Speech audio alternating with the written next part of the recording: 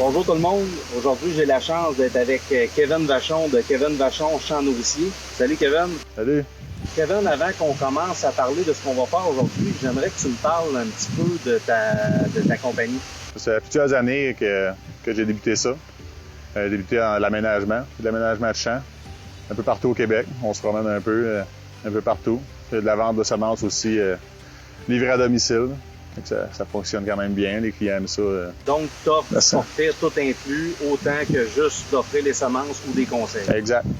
J'arrive sur le site, on part de zéro, fertilisant, on aménage, on travaille le sol. Quand on quitte les fertilisants, la chaux, tout est appliqué. Il reste juste à attendre que ça pousse. Qu'est-ce que tu pourrais conseiller à quelqu'un qui veut partir un champ, qui n'a aucune idée où il s'en va, mais qui veut un champ nourricier? C'est quoi les premières étapes que tu conseilles? Première étape, ça va être de choisir l'emplacement. L'emplacement, ça prend assez de luminosité. Ça prend un minimum de 4 à 5 heures par jour de lumière sur le site. Ensuite, cette place-là est choisie. Là, ça va être de faire l'échantillon de sol, être sûr d'avoir un bon rendement, de stabiliser le sol pour avoir que les plantes poussent comme il faut. Et ensuite de ça, c'est de le regarder pousser. Est-ce que ça peut pousser dans n'importe quel type de sol? Y a-t-il des sols que c'est impossible de faire un champ nourricier? Oui, c'est sûr. Il y a des endroits, des fois, que c'est vraiment trop acide, où il n'y a plus de végétal. Des chemins forestiers, que tout le topsol est enlevé pour faire des gardes à bois, dans le fond, pour ouvrir des chantiers forestiers. Ça arrivé qu'il y a 2 pouces de terre sur le dessus. Okay. Mais c'est impossible, là. Le roc est trop proche, fait qu'on peut pas... La solution, ce serait de faire livrer de la terre, mais là, on s'entend que ça engendre des coûts, que c'est ça, exact. Il y en a souvent qui me demandent c'est quoi la superficie idéale pour un champ nourricier. Est-ce qu'il y a une superficie idéale ou... Pas vraiment de superficie idéale. L'important, c'est de regarder les cheptels. Okay. Les visites, un exemple que je me dis souvent, que vous êtes à votre site à la chasse, vous voyez combien de chevreuils par soir. Un quart d'acre peut soutenir 4 à 6 chevreuils réguliers. Si vous voyez 15 chevreuils à tous les soirs, bien là, on va avoir un 3/4, un acre là, okay. pour supporter. Sinon, ils vont le raser puis ils n'auront pas... ça n'apportera pas l'alimentation voulue là, sur toute la saison. Et tu te fies à quoi pour choisir ce que tu sèmes dans les champs? Comme ici, on est allé avec du trèfle chicorée et du brassica. À partir de là, tu te fies à quoi pour choisir ce que tu plantes? C'est en milieu agricole, c'est sûr qu'on va regarder avec les cultures avoisinantes, okay. Tout ça. Okay. C'est sûr qu'on n'ira pas, s'il y a un champ de 20 acres de soya, on n'ira pas mettre un demi-acre de soya. Okay. L'attraction ne sera pas là. T'sais. Puis ensuite de ça, trèfle chicorée, tu as de la pétence en été, ça soutient les chevreuils l'été, avec la protéine, les minéraux, tout ça, pour le haut printemps. Le lait pour les femelles en naissance des veaux, tout ça, ainsi de suite, jusqu'à l'automne. Le brassica, les autres plantes, Wentepie, tout ça, Radii Daikon, là, ça va aller plus en saison tardive, si on veut. Okay. Avec le brassica, comme pas mal, beaucoup de gens le savent, c'est lors des gelées. Lors des gelées, la saison de carabine, là, tombe le sucre monte dans la plante à la gelée. Là, il tombe full attractif. Comme j'ai pu constater, le brassica, est-ce que c'est ce qui dure le plus longtemps? Parce que fin janvier, j'avais encore de l'achalandage. Oui, exact. C'est dans les seules plantes qui vont rester aussi vertes, aussi longtemps, que le chevreuil va déterrer dans 2 pieds de neige, comme tu l'as constaté l'année passée. Il se rentre la tête dans la neige, il ressort, puis la plante est encore bien verte. Il reste plus de feuillage vert normalement en ce temps de saison-là. C'est idéal. Là.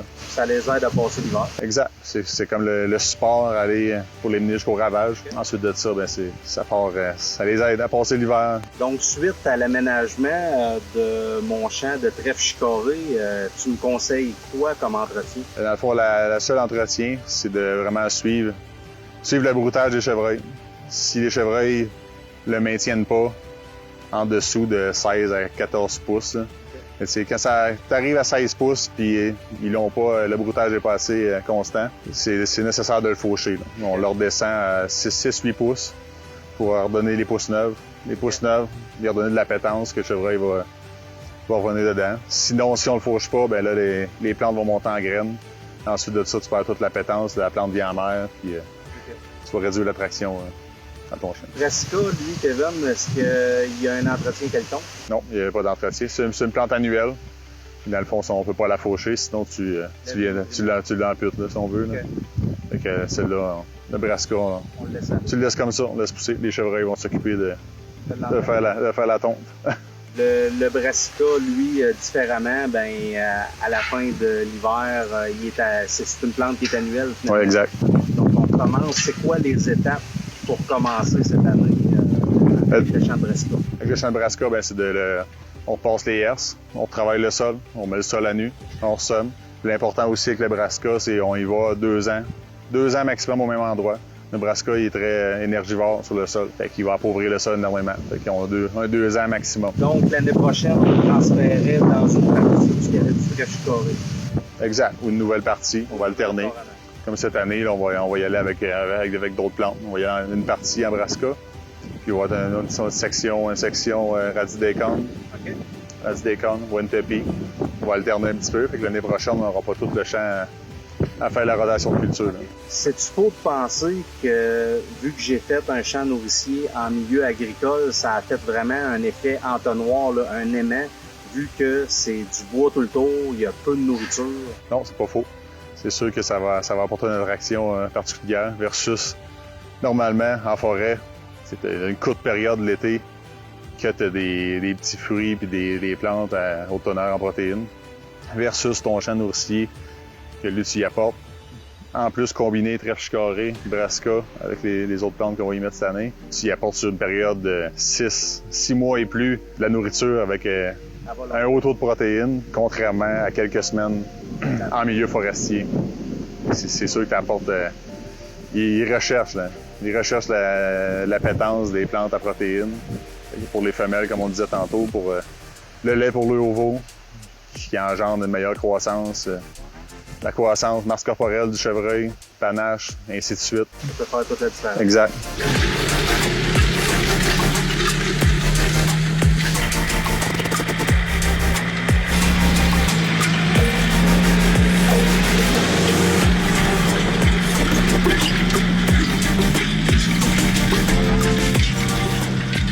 Précision pour l'échantillon de sol. Une question qui m'est souvent posée. Comment faire l'échantillon? Comment procéder pour la faire? Quelle profondeur? L'important, c'est vraiment de jamais toucher la terre avec les mains. Quand on enlève le végétal à la surface, on rentre la tige, on le ressort. L'important, c'est pas toucher. On prend toujours des gants. On le prend à 4-5 endroits à la superficie de votre champ. Vraiment bien réparti, un peu partout. Ensuite, on le mélange toujours avec des gants dans la chaudière. On le met dans un petit sac.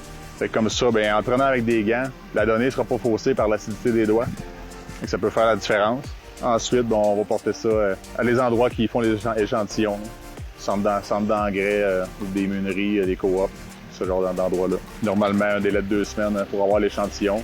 Les coûts, ça s'entoure à peu près 18 à 25 $ l'échantillon. Ensuite de ça, vous allez avoir les données exactes pour procéder à l'épandage de fertilisants nécessaires pour votre champ. Suite à votre résultat d'analyse, avec les chiffres que vous allez avoir reçus pour votre pH, ça va être très important de mettre la bonne dose recommandée de chaux. Ça va définir le rendement de votre plante. Exemple, le trèfle carré peut pousser dans un sol plus acide versus le brassica.